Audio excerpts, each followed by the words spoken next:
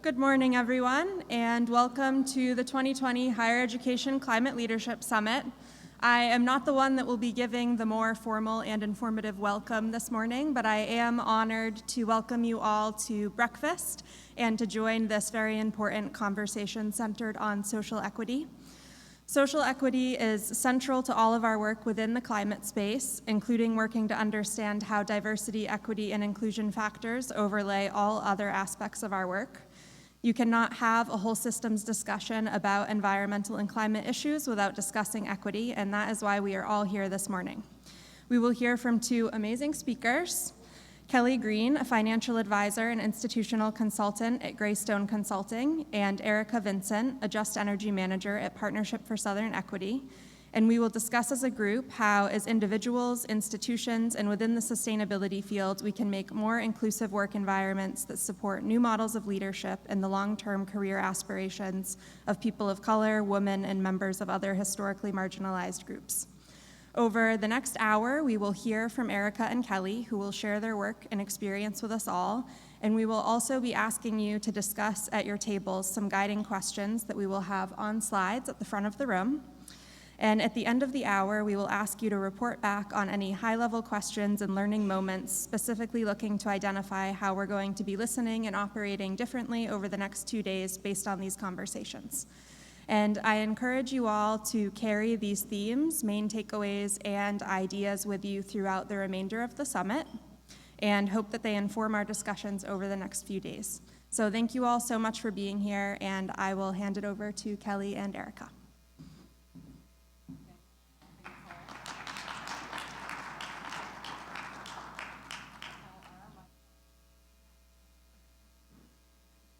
Can we get the mic? There we go. Oh, can good. You guys hear us? And Good then Nicole, morning. good morning, can we get the timer started?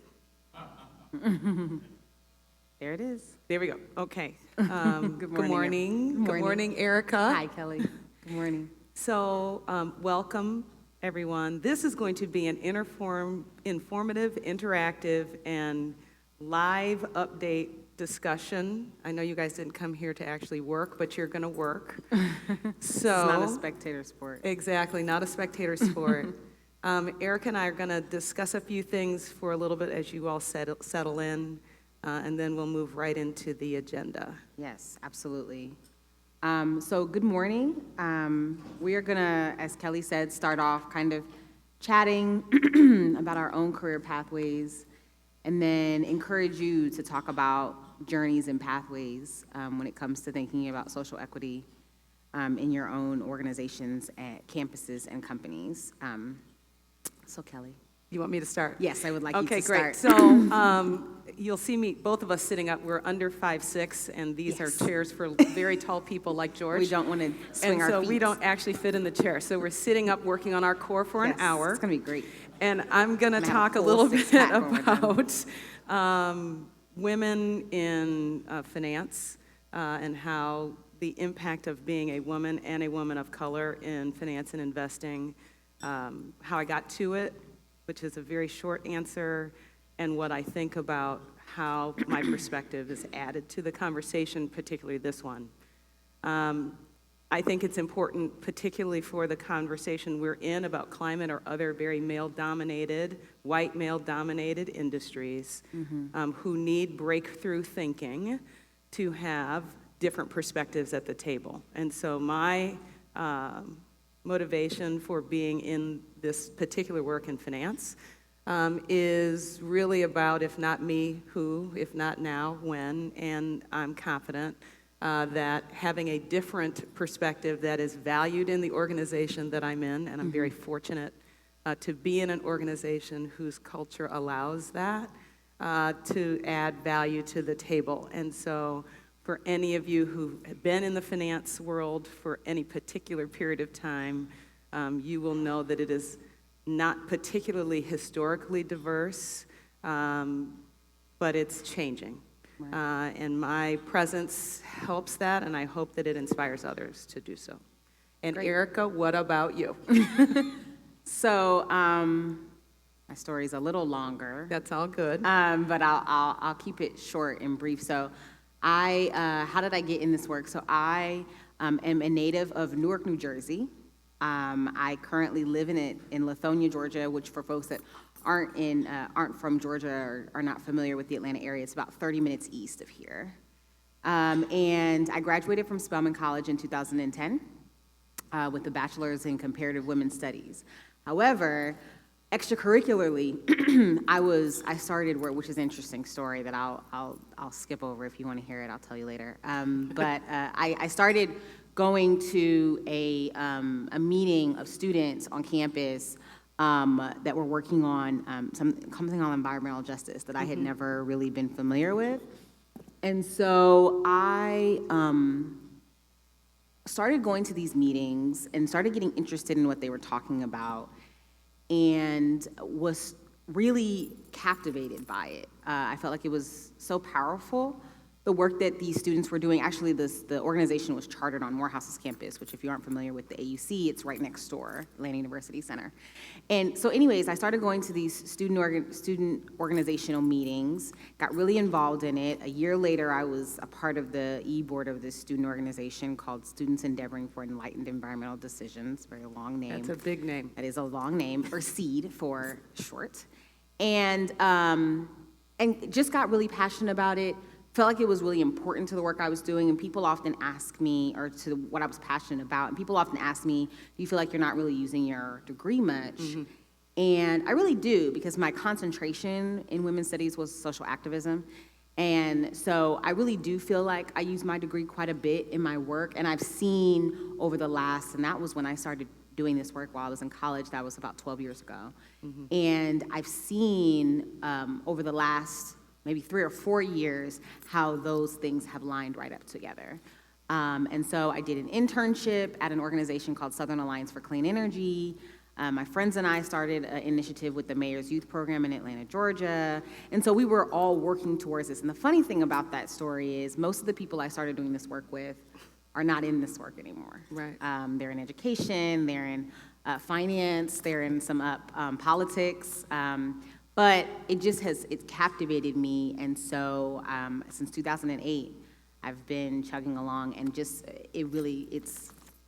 I say it as I believe Alice Walker said, it's the work my soul must have. It really is powerful and important to me. So can you describe what is environmental justice, so that we can level set in the room about what we're talking about? Thank you. You're welcome. I'm throwing you the hard one so that I don't have to take them. I know. I wish I had a better ready-made answer, but I will say that environmental justice or environmental injustice is the act of, or the idea that the people that are suffering most from negative environmental impacts, or impacts of impacts of industry that are negative to health, to economics in the community, to the well-being of the community. The idea is that the people that are the most disenfranchised in our country, in our world, are the ones that are suffering the most from those impacts. For example, a coal plant is more likely to not be in Buckhead, where we're sitting right now. Coal plant is more likely to be in a rural town that is predominantly African American. Black children are twice as likely to go to the emergency room every year for asthma than white children are. Black people are I don't want to say twice, I don't know the exact statistics, but are more likely to have cancer due to polluted groundwater than white people are, or people of other races. Hispanic or Latinx people also more likely. And so the idea that the people that are negatively impacted by these industries are not at the table when those decisions of where to put the coal plant, where to put the nuclear plant, where to put those other structures, but are suffering the most, and also are not contributing the most to those negative environmental impacts, but are suffering more. So that's a very wonky, raggedy It was way a good of answer. saying It was a good answer. What is It was a environmental good justice? answer. So That was a good quiz, though. It was Thank a good answer. So the industries that we're talking about, and add a little more to my story as I talk about this question, have to have a more inclusive environment for people to be at the table, right? I mean, there's what you described of people not being able to be at the table to make decisions apply to the topic that we're talking about for the next 2 days, apply to finance, apply, and, you know, choosing organizations to either partner with, work for, that have a philosophy of inclusiveness is important. And, you know, one of the set of decisions, not one of the set, there's not one of a set, okay, it's still early in the morning. One of the decisions that I think is important from a professional standpoint as you consider who you're working with, the partners that you're working with, is to be intentional about who you're bringing to the table. And in some ways, the culture and environment of the organizations that we're in may or may not encourage that. And I feel it's important as we move forward and try to transition this industry that we keep this in mind, not only for people who happen to be in those groups, like you and I are women, African Americans, but for the people who are not. Yes. Because more than likely, you will be in a room without Erica and I making a decision, and the context with which you make that decision has significant ramifications. So we're going to go to our first table question. Can we put the table questions up? I'm going to try to read this eye chart that Nicole gave me. I'm in denial about my age and my eye capability. Oh, it's on the screen. Oh, fantastic. Thinking about what motivated you to enter this space, what could be done on an individual, institutional, and field-wide level to make more inclusive work environments that support new models of leadership and the long-term career aspirations of women and members of other historically marginalized groups, with the goal in mind of recruiting and retaining diverse talent to do this work, or as Erica said, to be at the table. So I can see that there are enough people at each of these tables for you guys to discuss this for 5 or 10 minutes. So introduce yourselves to your neighbors. As they say in church, touch your neighbor. Touch your neighbor. Introduce yourself to your neighbor and discuss this. And as the people at the doors, as you guys come in, if you can come in and join a conversation, and we will give you guys time. 8 minutes, gentlemen. We know you're having riveting conversations. Feel free to go back to chewing. Ladies and gentlemen, and for those who are just coming in the room, this is the Social Equity Breakfast Agenda. Feel free to come and join a table. It's a combination of interactive and inspiring listening. I'm Kelly Green. And I'm Erica Vincent. Nice to meet you. Thanks for joining us. Great.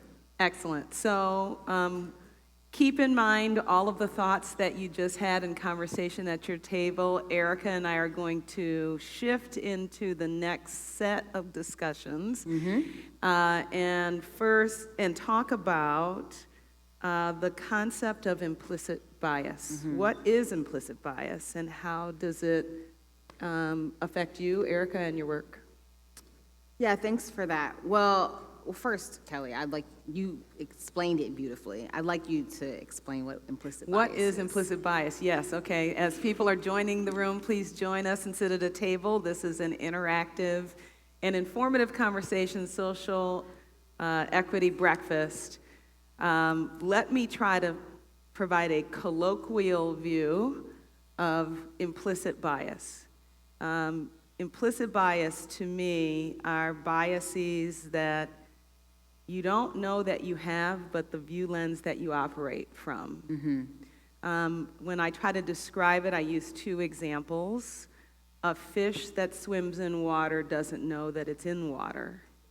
But if the water is murky, that's the bias through which the fish views the world. And the fish can't necessarily point out to you that it's in water and that the water is murky, but it will change its behavior to try to accommodate the environment that it's in. The other example that I use in describing bias, how many people here have traveled to the UK? I'm not doing this because George lives there, but how many of you have traveled to the UK before and watched television? If you've ever watched the television and you didn't understand the context of what was going on, even though English was being spoken, it was like, that joke wasn't funny, I don't get it, I'm not understanding what's happening. So there's a bias and a paradigm that you don't live in currently. Yes, that's good. So those examples help me to describe for people in a non-threatening way bias, right? That's good. And the intention for this conversation and in industries like ours and in discussions like this is to understand and to try to bring to the conscious, maybe not even necessarily what those biases are, but the fact that they exist, right? And everybody can do that. So now that you gave me that hard ball, I'm turning it back to you. What You gave me environmental justice. I did. Quid pro quo. No, that was good. That was like very good. I want to say about implicit bias when it comes to gender bias or racial bias, that while you were talking and while I was thinking about it, I want to be clear that implicit bias is not about white guilt. Like, let's just call a thing a thing. That's not what implicit bias is about. And that's not what bias is about in general, or when you're trying to deviate from that. This is about understanding, as Kelly eloquently put, the lenses from which we see the world because of the atmospheres, the environments in which we grew up in, or in which we are living. So I like to, call a thing a thing. White supremacy or white dominance, privilege, thank you. That was the word I was looking for. White privilege is not about, I also, grew up hard. I also had, issues. I also lived in a low-income situation. That's not what white privilege is about. White privilege is about the lens from which this country and many other countries in the world, from which laws, constitutions, policies, systems have been written, have been placed on the books officially, are still on many of the books in our states. You'd be very interested to read the Alabama or the Georgia State Constitution, that are obviously skewed to privilege or to show dominance of one race over another. And so therefore, when you grow up in a system that has that as a foundation, there is going to be biases that are not even going to, you're probably not going to consciously understand that you have, see that you have. I have bias, I have privilege in different things that, are different spaces where I am, quote unquote, the norm. I'm a college-educated woman, I'm a heterosexual woman, I have some level of income, I had a parent or I had a mother. These are all privilege. This is all privilege that I have, and so I have bias. Right. So I think that implicit bias for me shows up in our community work at Partnership for Southern Equity and in my work in my career when I'm looking at community or speaking to community in a way that I think they can't understand anything else that I'm talking about, so I'm quote unquote dumbing it down or something like that. So I try to be conscious of my bias by not doing that, by making sure I'm speaking to people in a way that is respectful, in a way that assumes that they can understand. And if someone asks a question of, I didn't really understand what you said there, then explaining it, but not explaining it in a way that's condescending. So that's part of the way that implicit bias shows up for me, because I do such really poignant, targeted community work. Right. So the way that it shows up in my world, in the investment and finance world, actually is relevant to the endowment track. I'm giving a plug for the endowment track for tomorrow. Yeah, exactly. In the way that organizations and institutions allocate capital, right? This conversation about how can we move the needle on social issues is undergirded by how do you allocate capital? And I'm privileged to work in a field and to be an advisor and a counselor, a consigliere to people who have large asset pools, institutions that have large asset pools. And many of them are challenging and asking, how do we allocate capital to achieve a goal or a mission? And how do we gain consensus around what that mission is for people whose values or paradigms may not match up? And so as we talk about the steps that it takes to think about aligning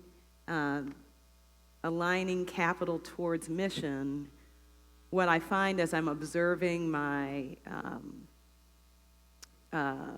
investment committees and other boards is that the paradigm through which those individuals are operating subtly comes through in the conversation about, well, what is our mission? As a higher education institution, what is our mission? What is our goal? As a pension fund, what is our goal? And there's a subtext to it. And as a consultant, we try to be not overbearing and applying our own biases, which I have many. For those of you in the room who know me, I'm highly opinionated on many things.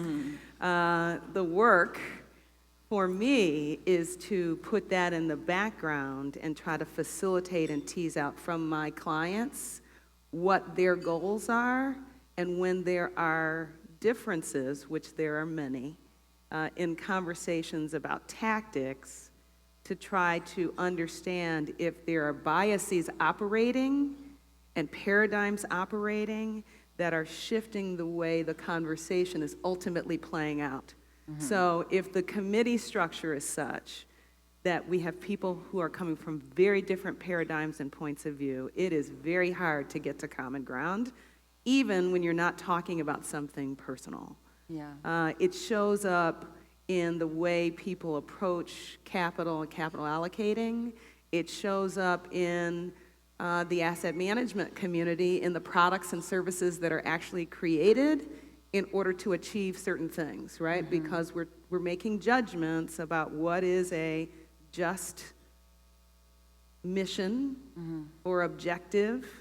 We're deciding if we're going to allocate capital to diverse individuals, and that counts as a part of the diversity that we're looking for in allocating, or if there's a deeper objective, if you're trying to affect the people who are affected, who are in marginalized communities, right? And all of those definitions, the undergirding of it comes from the place that you come from. Yes, absolutely. And the bias. Absolutely. So we are turning a similar question over to you. So can we bring up the next question? So the next question is, how can we start to identify and challenge our own implicit biases in how we approach these topics over the next 2 days and throughout our collective work? And I want to highlight again what Nicole already said, that the idea around conversations like this is for you to continue to think and change your lenses throughout the course of this conference and throughout the course of your career. So I want not for this to be a one-off. I know, the big keynotes are coming later, but I do want you to think about these questions over the course of the next few days and not just this morning. So we'll give you about 5 or 8 minutes or so, and then we'll come back with another question and then hopefully some Q&A from you all. Thanks. Morning. I won't sing a good morning song. We know you're having very spirited conversations at your tables, hopefully about implicit bias, but maybe about other things. Yes, but let's come back if we can. We won't be before you much longer. So as a reminder for people who came in late and just joined the conversation, a reminder for people who came in, this is a social equity breakfast. My name is Kelly Green. And my name is Erica Vincent. Thank you so much. And Tim's Someone's been to a reception. Yeah, someone's been to a reception. Yeah, thank you, Tim. Welcome back. For those of you who joined midstream, let me just recap what we're doing. This is the social equity breakfast. We have turned breakfast into a working event. You can thank George and the IEN team for that. I'm sure you didn't walk in thinking you were going to be working, but you are. My name is Kelly Green. I'm Erica Vincent. And we are facilitating conversations about the topic, is sustainability equitable? We've had a couple of questions. You've heard from us, but we've been talking about different angles about this with the intention of setting a stage and an intention for you to experience the conference for the next couple of days. So we have asked you to talk about questions about the culture of the organizations or partners that you have engaged with or work with, and how those organizations can be more inclusive, or what role you can play in having them be more inclusive. We've just talked about implicit bias and the impact of understanding that it is, or what it is, on the work that we're embarking. Please, if you're coming in, please feel free to join us. This is the Social Equity Breakfast. You can sit at any table that you like. We're done with having you talk necessarily with each other, but to have you talk with us. So Erica and I are going to spend 3 minutes talking a little bit about getting more women into our fields, and then we're going to go to a session where we can all hear from each of you. So if you have a thing that you will be listening for or operating differently about during the conference and would like to share that, we'll have a mic. Or if you have a question, we'll have a mic. So we'll give you a little bit of time, 3 minutes, to think about that while Erica and I talk about gender equity. So I'd like to start this part because, as I said earlier in the conversation, the investment world, generally the world of finance writ large, tends to not be particularly diverse. Sure. I happen to be privileged to work in Chicago in a practice that is unique, but I'm hoping becomes less unique over time, in that the majority of the partners that I am partnered with are women. That we have significant ethnic diversity on the team. Our level of trying to deal with implicit bias is that we really do like men. We are comfortable with men being on the team. We recruit specifically for white men because they are not the dominant culture in our practice. But which is unique. Yes, I can hear you murmuring at your tables, like, really? Yeah, really. The thing about incorporating women into this role is that finance is typically not a career that women seek out. Right. Pretty much all of the STEM fields, not a particular field that women seek out. And it's important to have pathways for women to who happen to have a predisposition for this kind of technical work, to see role models or others, or have ways to understand what kind of career paths exist.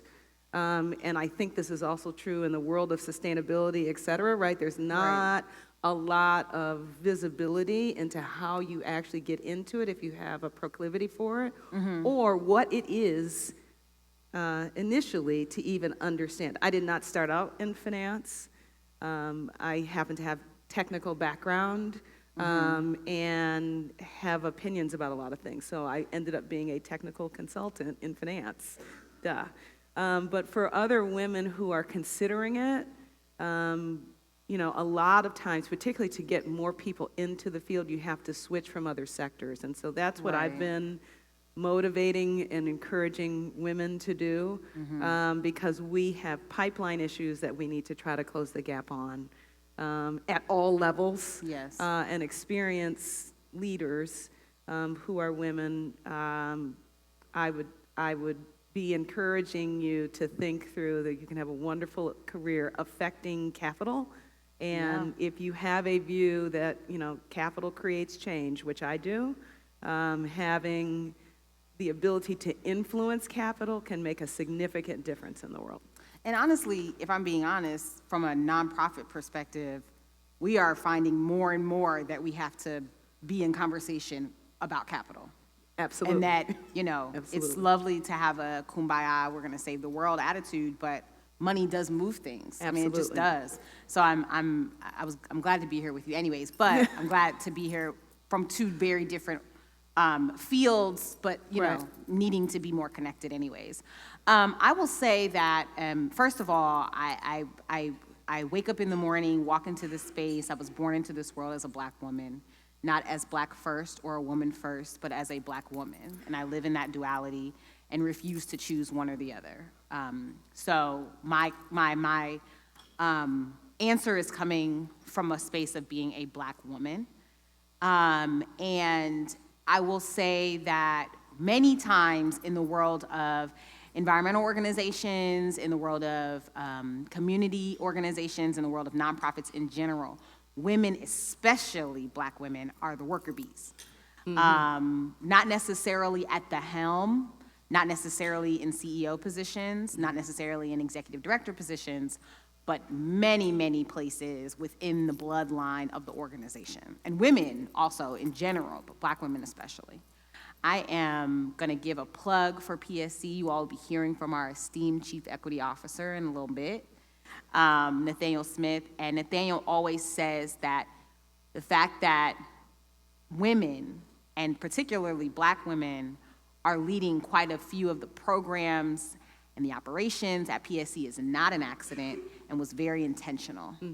And so we're seeing leadership show up in that alone, that he was intentional about staffing our organization in that way. I will also say that for women that want to move up in this, also being a woman that wants to continue to move up in this work, specifically in nonprofit work, asking for what you want, placing yourself in spaces where Absolutely. you can get that is so important. Being bold about the fact that you do good work and you are owed a promotion or you are owed an increase in salary, and being bold about that. I think oftentimes I hear women, I've heard people say this, and I didn't notice I was doing this until I heard people say this, that we start off the conversation, oh, sorry, I just wanted to stop apologizing for your opinion. Right. Stop apologizing for you wanting to enter the conversation. Stop allowing people to say exactly what you just said in a meeting and act like it was their idea and say, yeah, that's exactly what I just said. And it can be off-putting for some people, but it's because of implicit bias, Absolutely. bringing it back around, that we're not used to necessarily women operating in that way in the boardroom, Right. at the conference room table, but we have to. And do it, and we can do it in the most respectful, pleasant way possible. I am a strong proponent of common courtesy, even though it is not common. But at the same time, we have to be bold about asking for what we want. And if we're not, then we have to understand that sometimes we're gonna get the bottom of the barrel because we didn't ask for exactly what we want. So those would be kind of and I'm certainly, not an expert, still have hopefully quite a few years in my career, but that's something that I've learned over the last 12 years quite a bit. Great. So now we want to hear from you and what you want to hear about or talk about.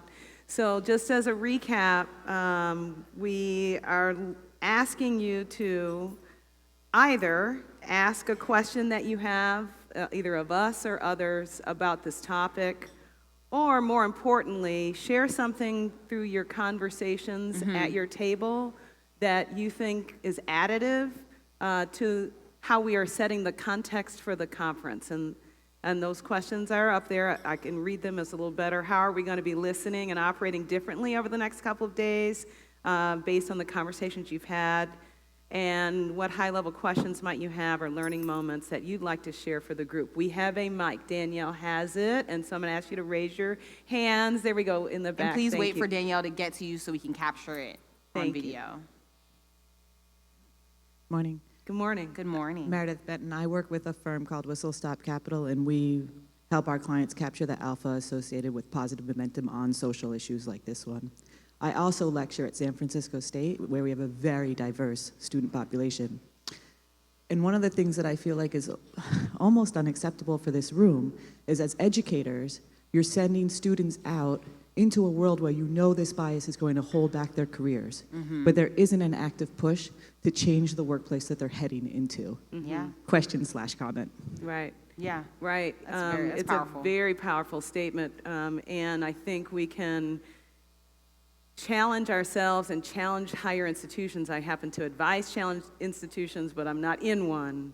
But your point, Meredith, is very well taken. We know that the bias exists, but there isn't a intentional, to what Erica said before, an intentional way to help those students operate within it or change it. Yes, Okay. absolutely. There's another question here from my friend. Good morning. My name is Good Demetrius morning. Hutcherson, and I'm a trustee. I'm the vice chair of the Board of Trustees at Lincoln University of Pennsylvania, and I also chair the investment committee. To really follow up and build on that question, our table, we were talking about implicit biases, and one of the big takeaways that we come away with is that, yes, it's an issue, and a lot of times companies will have, we want you to watch a video on implicit biases, on how we can eradicate this into our company. And the real to get to the chase and to really make this critical is that you have to make it pervasive in the culture, Yes. and it has to start at the top of the house. And the most important thing is that you have to tie changing that behavior to compensation, because I think folks at this table said that money is a motivator. Yeah. And once you tie that, changing that behavior to compensation, you'll start seeing behaviors change, and you're starting to get dribbles of it in some company cultures. It's going to continue to evolve. It's been built it took a long time, and it's been built, and you just can't break that wall down overnight. But Absolutely. that type of behavior at the top of the house is one way to eradicate it. Great. Absolutely, and I want to say this, and thank you for that comment, and that sparked me or reminded me to say something I said while we were on the phone, kind of talking about what we were going to discuss today. One, this is not easy.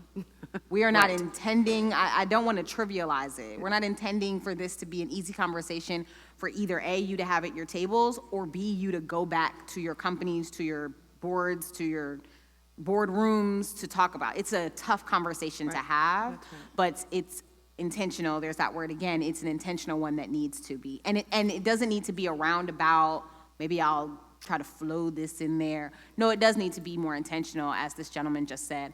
I also want to say that oftentimes representation and a need to make sure that we are diversifying. I'm not a huge fan of the diversity word, but for sake of argument. Oftentimes when we are trying to be intentional about that, it's tough and it's appreciated, but it can lean into tokenism. So we have to find the very delicate balance between wanting to make sure that representation at the higher up, at the top, as this gentleman just mentioned, is intentional, is definitive, but we also want to make sure that we don't just have women in the room because we need some more women in the room. And we want to make sure that we don't just have black people in the room because we need more black people in the room.